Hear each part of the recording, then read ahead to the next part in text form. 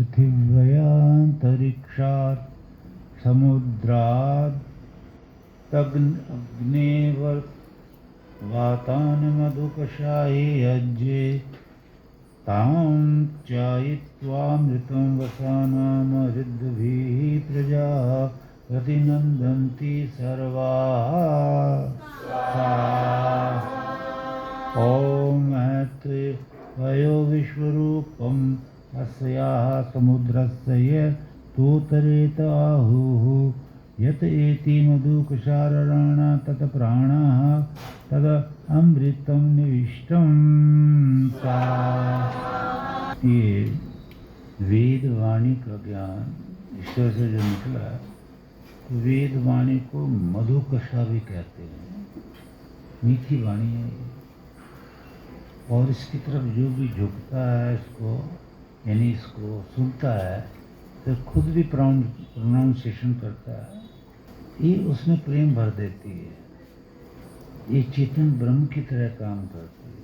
जैसे भगवान चेतन है, आप चेतन है ना, ऐसी वेदवाणी जड़ नहीं कही जा सकती, वो चेतन के रूप में कार्य करती। तो इस मंत्र में यही कहा गया कि इसका नाम जो है मधुकषा भी है। मधु में ना मधुर, तो ये मधुकषा जो है दिव्य पृथ्व्या अंतरिक्षा, दिव्य लोक, पृथ्वी लोक, अंतरिक्ष लोक, तीनों लोकों में जो जो बना हुआ है, तीनों लोकों में। जैसे पृथ्वी लोक में क्या कुछ नहीं बना हुआ, बाग है, बगीचे हैं, समुंदर हैं, बहुत कुछ है।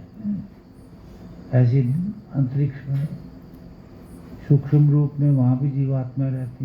ये खाली स्थान को अंतरिक्ष बोलते हैं, आकाश भी बोलते हैं इसको, लेकिन जो वेद में इसका नाम अंतरिक्ष है। फिर सूर्यलोक, चंद्रलोक, तो इसमें भी जीवात्मा रहती है, तो इसमें भी बहुत ज्ञान की बातें हैं। तो कहता है भगवान कि इन सब का ज्ञान प्राप्त कराने के लिए कि किस लोक में क्या क्या होता है, क्या क्या हो रहा है, क्या है, वेदवाणी बताती है। अब वेदवाणी को अगर हमें सुनेंगे तो हमें पता ही नहीं चलेगा। तो फिर क्या होता है कि हम पदार्थों का ज्ञान नहीं जानेंगे तो परमेश्वर का भी नहीं जान पाएंगे। परमेश्वर का ज्ञान न पाने से हम साधना नहीं कर पाएंगे सच्ची, हम सच्चे परमेश्वर को खोज नहीं पाएंगे। तो इसलिए वेदों को सुन सुनकर हमें ज्ञान इकट्ठा करना। तो ये वेदवाणी किस लिए आई है कि ये तीनों लोकों का ज्ञान देने भी आई है। और इन तीनों लोक, देखो एक तो ये लोक है पृथ्वी लोक, एक ये अंतरिक्ष खाली स्पेस, ये खाली स्पेस जो है वो ऊपर तक, और इसके बाद अंतरिक्ष के बाद जो है दिवलोक, इसके बाद और बहुत लोक हैं आगे। और इनमें क्या क्या, जैसे पृथ्वी में कोयला है, सोना चांदी है, न जाने क्या क्या भरा पड़ा है। तो इसका ज्ञान जो है वो वेदवाणी देती है कि भाई कहाँ सोना है, कहाँ चांदी है, कहाँ लोहा है, कहाँ पीतल है, कहाँ क्या क्या है, कोयला कहाँ, ये पृथ्वी के अंदर बहुत कुछ है। तो हम जब वेदवाणी को सुनते हैं तो हम जानते हैं, ऋषि लोग जानते हैं। तो राजाओं महाराजाओं को पहले जो वेद के समझदार थे, तो ये ऋषि लोग उनको बताते थे कि इधर है सोने की खान, इधर है कोयले की खान, इधर सारा कहाँ से सूक्ष्म ज्ञान राजाओं को देते थे। तो उस समय कोई पैसे की, किसी चीज़ की कोई कमी नहीं थी। आज हमने जो वेद छोड़े हैं तो हमें सीक्रेट जो है, पृथ्वी का सीक्रेट, सूर्य में क्या क्या उसका सीक्रेट, ये सब बिल्कुल नहीं पता। और इसलिए क्योंकि जीवात्मा पहले इधर होती है इस लोक में, पृथ्वी लोक में, फिर अगले लोक का उसको ज्ञान नहीं है, तो वो अगले लोक में प्रमोट नहीं हो सकती। जब हम वेद सुनते हैं और उस लोक के बारे में जानते हैं, तब हम उस लोक में प्रमोट हो जाते हैं। ये लोक छोड़ देते हैं, फिर सूर्य लोक में प्रमोट हो जाते हैं, वहीं से फिर हमें ईश्वर की प्राप्ति शुरू हो जाती है। जब तक वहाँ पहुंचता है जीव है ना? शरीर नहीं, जीव। तो जीव को मोक्ष प्राप्ति होती है सूर्य लोक में जाके।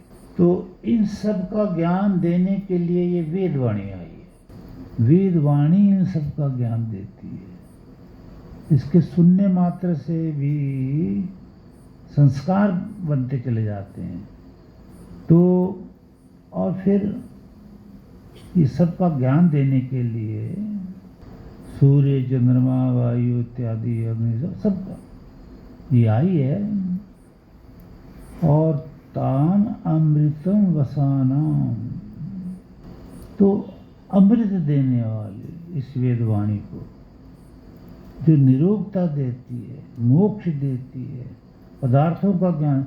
मान लिया अभी भी कोई जंगल में देखो बहुत सी जातियां हैं जो वेद को नहीं जानती बिल्कुल भी, साइंस को, मतलब वो स्कूल वकूल वहाँ कुछ नहीं, जंगल में रहती हैं, डेंस जंगल में। तो उनको नहीं पता बिल्कुल भी कि गाय क्या होती है, उसका दूध कैसे, क्योंकि उनको किसी ने बताया नहीं ना। उनको तो जो दिखता है मार के खा लेते हैं उस दिन, बस अगले दिन फिर देखा जाएगा। चाहे कोई पशु उनको मार जाए, नहीं तो ये पशुओं को मारते हैं।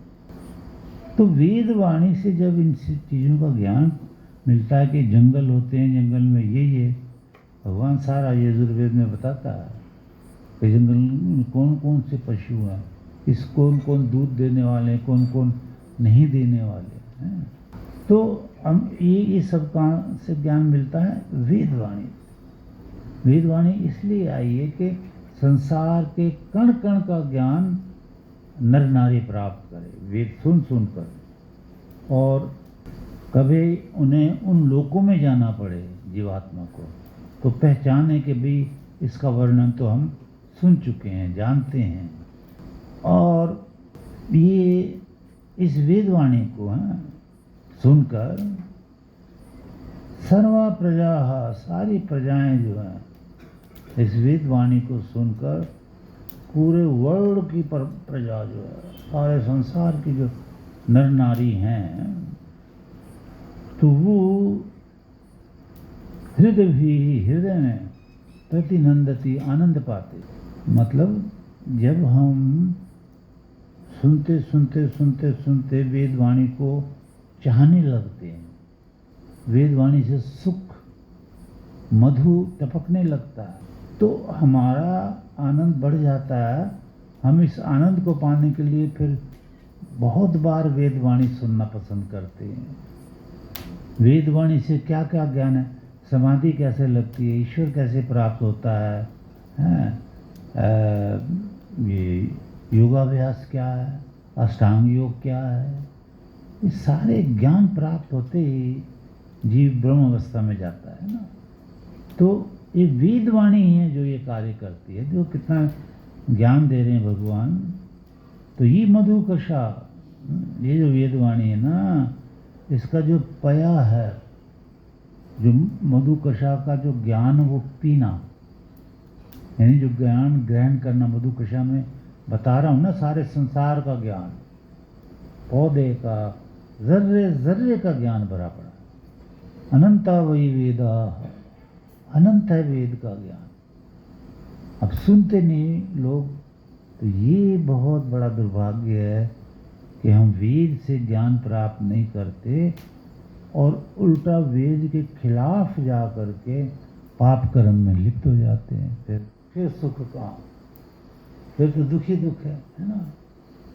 ईश्वर कह रहा है मधुकशा, ये जो मधुकशा है, वेदवाणी है, तो रराणा ज्ञान उपदेश करती है। ज्ञान का मतलब जानना, जैसे चश्मे के बारे में जानना, माइक के बारे में जाना पानी के बारे में, वायु के बारे में, इतने पदार्थ हैं दुनिया में। ये आम का पेड़ है, ये अमरूद का पेड़ है, सारा कुछ अनंत ज्ञान। वही समाधि का ज्ञान, प्रभु का ज्ञान, झूठ सच का ज्ञान। तो मधुकशा जो है रराना उपदेश करती है ज्ञान का, इस सबको ज्ञान देती है और एक गति करती है, आगे बढ़ती है। तत्प्राणाः, वो ज्ञान प्राण रूप होता हुआ। जिज्ञासु वो ज्ञान सुनता है ना वेद वाणी का, इन पदार्थों का, समाधि का, ईश्वर का, सारा ज्ञान धीरे धीरे धीरे सुनता है, तो वो ज्ञान जो है ना वो प्राण रूप हो जाता है। प्राण रूप का मतलब होता है जैसे हमें प्राण बहुत प्यारे हैं, इन प्राणों को कोई छोड़ना नहीं चाहता, ऐसे ही हमें वेद वाणी से प्यार हो जाता है। यहाँ तक हो जाता है कि प्राण निकल जाए पर वेद नहीं छोड़ेंगे, प्राण चले जाए चाहे, तो वेद वाणी से इतना प्रेम हो जाता है क्योंकि उसमें मधुकषा, मधुरता है, आनंद है, सुख है। ये तब तक नहीं मिलता जब तक जीव जो है बार बार बार बार वेद वाणी नहीं सुनता। तो मधुकषा राणा उपदेश करती है ज्ञान का, और गति करते आती तत् प्राण है, वो प्राण रूप हो जाता है वो ज्ञान, और तत् अमृतम, वो अमृत हो जाता है, मरने नहीं देता, अजर अमर विनाशी कर देता है जीवात्मा को, निविष्टम स्थापित होता है, प्राण और अमृत को प्राप्त करता है वो ज्ञान, प्राण प्रिय हो जाता है वो ज्ञान वेदवाणी का।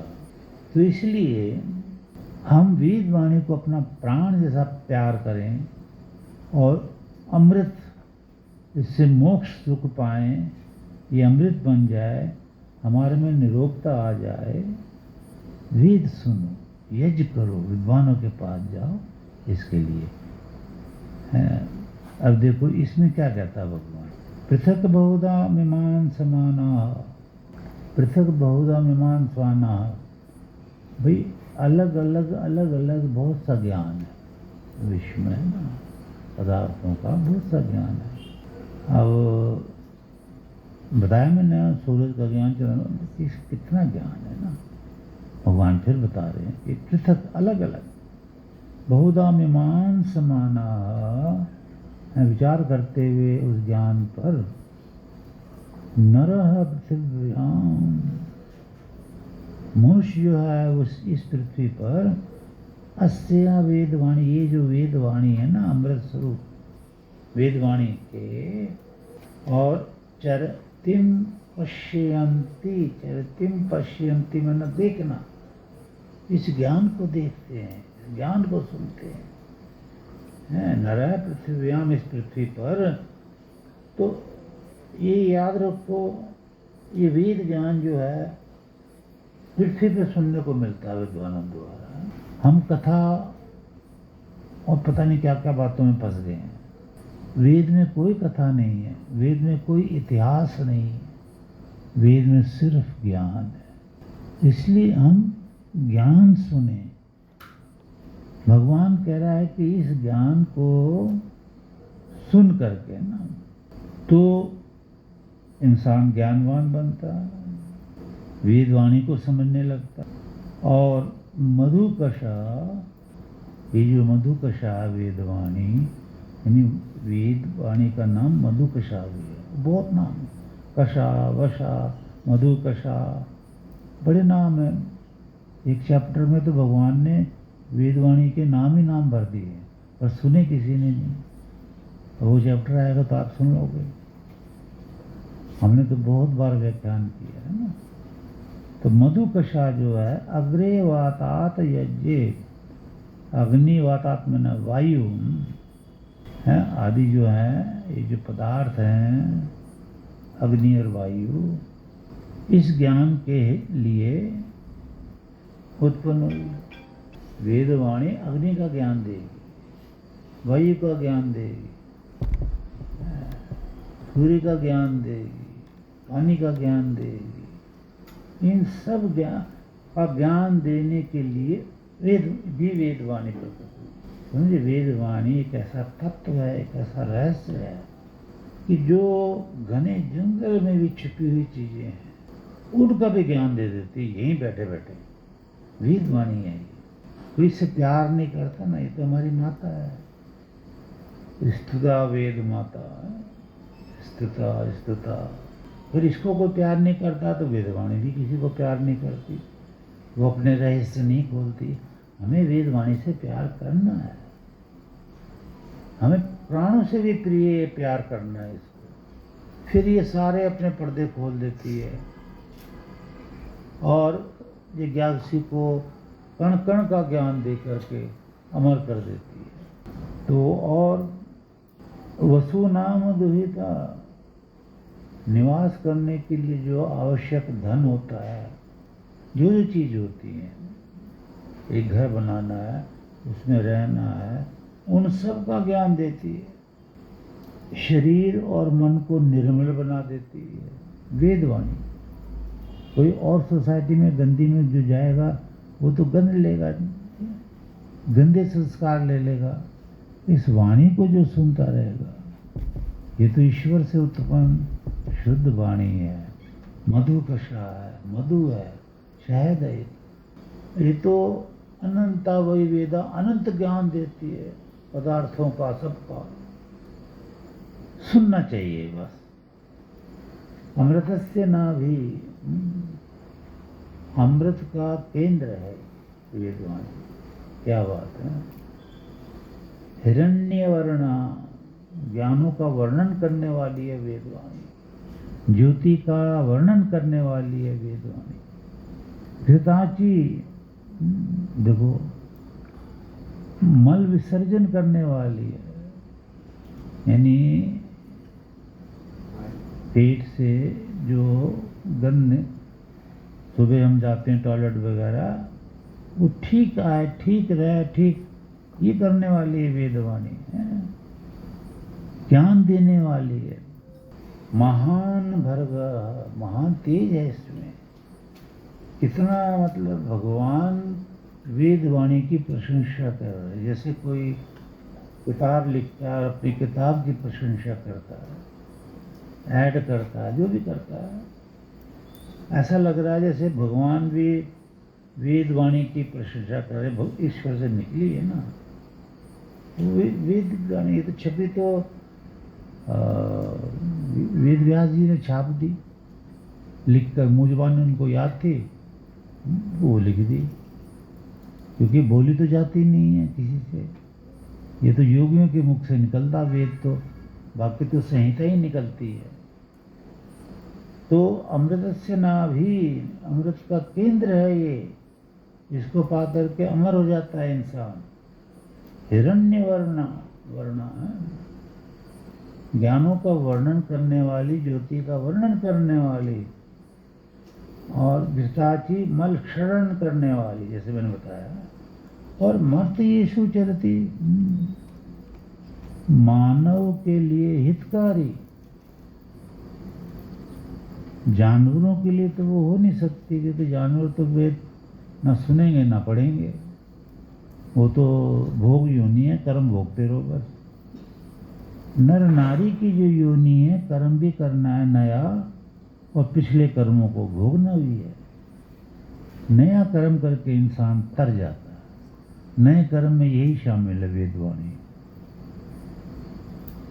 क्योंकि खाना पीना, पहनना, सोना, जागना, ये तो आ गया समझ में जब सृष्टि बनी। अब सुख कहाँ से आए? वेदवाणी। वेदवाणी सुनो।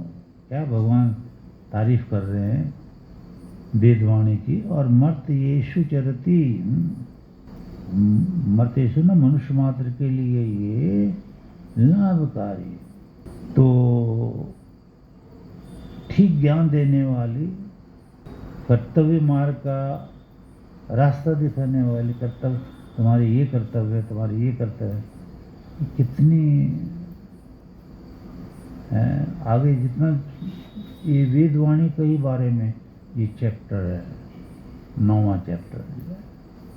तो इंसान जितना भी इस वेदवाणी को सुनता है, अभी इसको सुनाने से तो दिन निकल आएगा।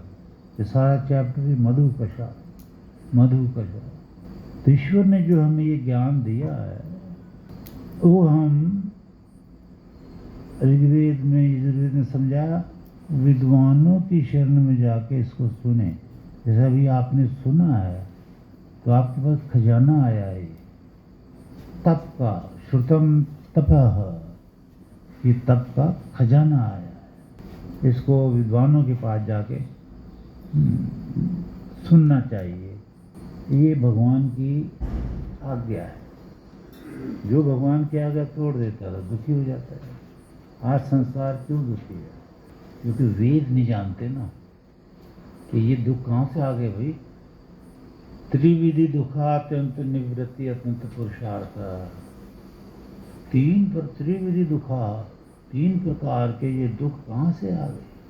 जब हम इतिहास देखते हैं, महाभारत आदि और ग्रंथ देखते हैं, तो पिछले युगों में तो थे ही नहीं है 3 प्रकार के दुख। वो 3 प्रकार के दुख आदि भौतिक, आदि दैविक, आध्यात्मिक सुख दुख जो है वो आत्मा के अंदर, मन बुद्धि के अंदर। जैसे क्या बोलते हो आप, वो साइको, मानसिक दुख कितनों को है। आदि भौतिक शारीरिक दुख, जैसे सांप ने काट लिया, हिंसा हो गई, ये दुख है बहुत। आदि दैविक, देवताओं के द्वारा दिया दुख। वो देवता कौन? जड़ देवता। मनुष्य देवता तो कभी दुख नहीं देंगे। तो जड़ देवता जो है, पृथ्वी है, सूर्य है, चंद्रमा है, वायु है, अग्नि है, पानी है, ये 33 देवता, 8 वसु, 11 प्राण भी दुख देते हैं, खांसी, खुर्रा, पता नहीं क्या क्या। तो ये जो दुख देने वाले हैं, ये कहाँ से आ गए? सतयुग में नहीं थे, त्रेता में नहीं थे, द्वापर में नहीं थे। इतिहास बता रहा है। तुलसी ने भी ट्रांसलेशन करके कहीं से ये कह ही दिया अपने तुलसीकृत रामायण में कि आदि भौतिक, आदि दैविक, आध्यात्मिक तापा, राम राज ये कहू न व्यापा।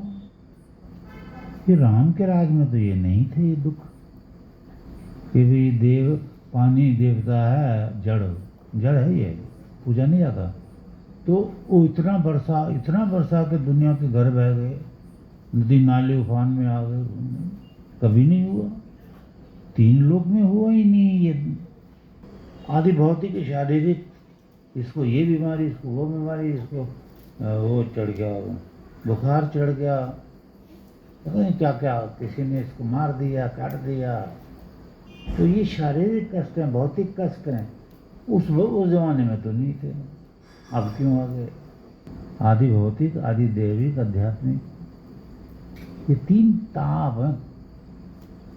इसको सांख्य शास्त्र के ऋषि ने भी कहा, आदि भौतिक, आदि दैविक, आध्यात्मिक तापा, नहीं, त्रिविधि दुखा अत्यंत निवृत्ति अत्यंत पुरुषार्थ। त्रिविधि दुखा, 3 प्रकार के दुख हैं, आदि भौतिक, आदि दैविक, आध्यात्मिक। इसको जो मिटा देता है तो उसको मोक्ष मिल जाता है, कि उसको ये ना सताएं 3 ताप। उसके लिए तपस्या करनी पड़ती है, वेद सुनने प्यार से, आनंद लेना है जीवन का, वो जबरदस्ती नहीं है। ये तो सुख देगी वेदवाणी, अभी आपने सुना। तो जब ये सुख, ये दुख जो आते हैं अब इसमें, तो किसने दिए? ये भगवान ने दिए। क्यों दिए? क्योंकि लोगों ने भगवान को भुला दिया, यज्ञ छोड़ दिए, आहुतियाँ छोड़ दी, निराकार ब्रह्म को जानना छोड़ दिया, उसकी प्रशंसा करनी वेदों से छोड़ दी। कहते हैं जी हमारा आसान रास्ता निकाल लेंगे हम, तो आसान कोई रास्ता है नहीं, वेद ही है बस। तो ये सारे दुख अब ऐसे आ गए हैं, लोग कह रहे हैं जी ये हो गया। हम तो ये वेदों से ज्ञान देते हैं कि भगवान करा रहा है, और किसी पहले क्यों नहीं थे। और जो भगवान कह रहा है कि तुम ये मेरे वेद सुनोगे, वेदों पे चलोगे, ये दुख मैं तुम्हें दूंगा ही नहीं। वेद में जब भगवान कह रहा है ये दुख तो तुम्हें मैं दूंगा ही नहीं, ये तो तभी आते हैं जब तुम मुझे छोड़ देते हो, मेरी पृथ्वी पर रह के मेरा ही खा करके और दूसरों की भक्ति करते हो, तो मैं तुम्हें नष्ट कर दूंगा। ये बोल रहे हैं भगवान ऋग्वेद, मैं तुम्हें नष्ट कर दूंगा। पर वेदवाणी न सुनने से हमें पता ही नहीं कि हमें वो नष्ट कर देंगे।